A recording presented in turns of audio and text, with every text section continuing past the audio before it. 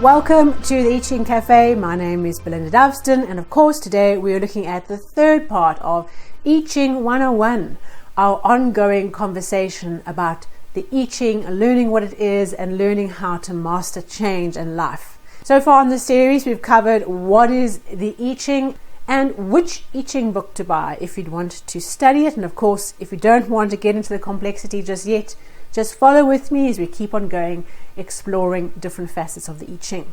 Today I'd like to talk about what is a hexagram. You've heard me talk about hexagram this and hexagram that and the present hexagram and the outcome hexagram. What on earth is a hexagram? So let's get into what that means. A hexagram, Exhibit A, is a 6-lined figure. 6 lines starting with the line at the bottom right up to the line at the top. We'll use the hexagram 56 Wanderer that we had in August to illustrate this idea. So there's our hexagram 56, the Wanderer. What you'll notice is that the hexagram, or the 6-lined figure, is made up of solid lines and dashed lines. And we're going to talk about these lines and what they mean in a future I Ching 101 session. Those are Yang, or male line, is a solid unbroken line, and then we have a female line, which is also called a broken line, representing the 2 different types of building blocks of creative energy: the male, seed, active, creative energy, and the female, the receptive soil that nurtures growth in life. Those 2 ideas of the universe. Think about the 2 strands in our DNA, these 2 opposites with combinations happening through the chemicals as they wind their way up the DNA helix. Same idea, these 2 building blocks of Yang, male, and Yin, female. What happens when we cast the coins? We have a set of coins, 3 coins. We cast them 6 times over, and all we're doing is every time we're casting them, we're counting heads and tails. And that gives us a number. A 6 or 8 for female lines, or a 7 or a 9 for male lines. And I'm going to go through this in a future session, talking about the lines and how we cast the lines and how you can start learning how to do it yourself. So we get these lines, and what happens is we have lines that are male, lines that are female, or Yang and Yin. We have lines that are changing. These are lines that are very specifically want to change into their opposite. And those are the changing lines that I give you specific guidance on every time we do one of these sessions, if we have changing lines. So the hexagram is built up. We start with casting our coins once for the line at the bottom. We then do line 2, and we cast the coins and we count up heads and tails until we get to the 6th line. What I'd like to do is just unpack a little bit around the hexagram itself. There are 64 hexagrams in the set, made up of 8 combinations of 8. The 8 are called trigrams, or 3-line images. You can see there's 3 lines and 3 lines, forming together to make the 6 lines. So we have a trigram at the bottom, a 3-lined image at the bottom. We have a trigram at the top, and the 2 form together to form the hexagram. There are 8 trigrams in the I Ching, and those combine to form the 64 states of change. So our trigrams, which I'll also go through at a later time, represent the primal forces of change, the change building blocks of our universe. When they combine, they form the everyday physical reality of the world we're in and the states of change we move through. What I love about this idea of a state of change, it seems like a little bit of a paradox, because change is by nature not static. But here we have a state. And it really helps to realize that we go through these processes where change has a particular state. Like water goes from a solid to a liquid to a gas, right? So we have these states of change. And the hexagram represents one of 64 states of change. The state of change brings us awareness around how we can be the superior person and develop through that state of change. So we could take the low road and behave as the inferior person, as the I Ching calls it, or we could take the high road and be the superior person. Okay, and obviously you understand the superior doesn't mean better than in judgment in society. It means being the master in the moment, mastering the state of change. And that's what the I Ching is helping us to do.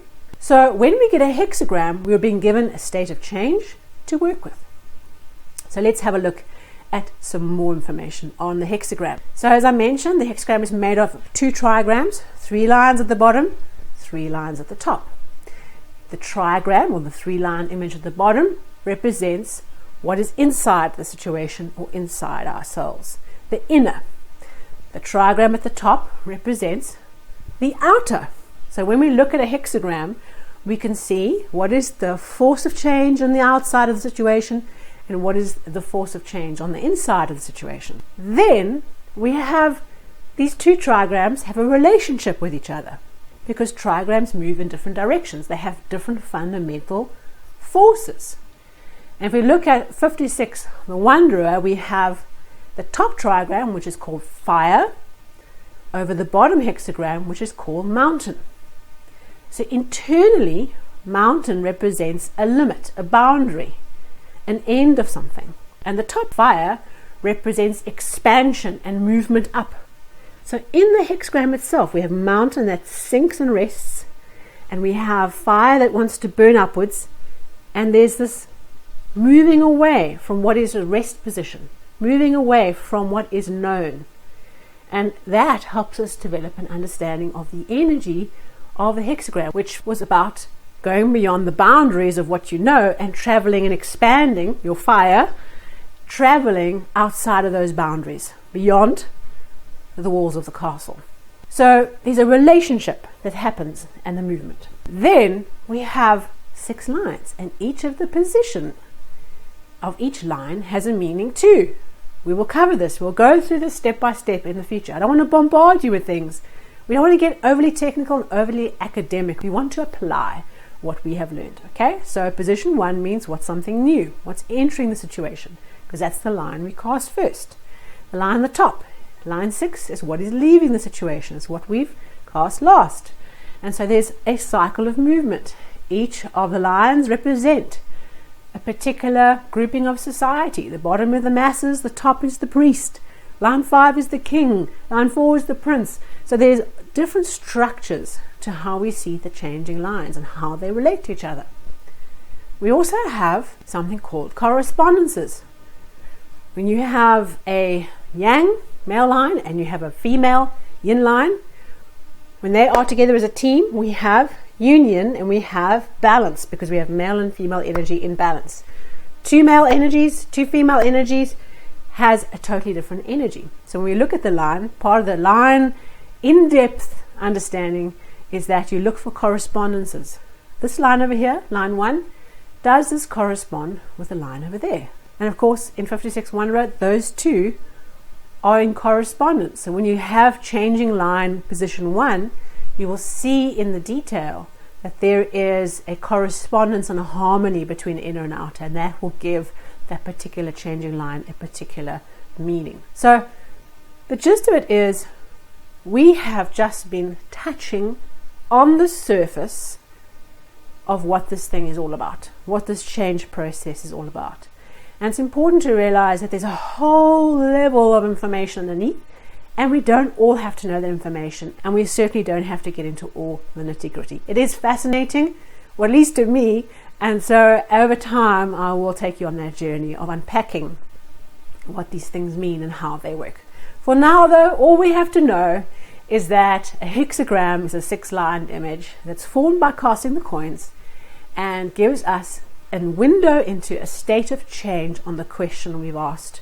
Sometimes there's changing lines, and that gives us other information, yet it's about choosing the path of the superior person and seeing that a hexagram brings us a healing opportunity, a growth opportunity, and a place of learning and insight to be the better person and to evolve and transform, and of course indeed to master.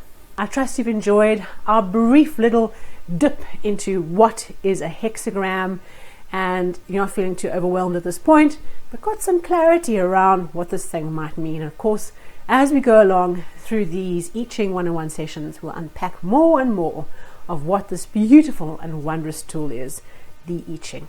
Thank you for watching. Please share, please keep watching. Join the conversation on Facebook or Instagram so that we can collectively work towards being the superior person and mastering this thing called life, business, and the whole shebang thrown together. Thank you for watching.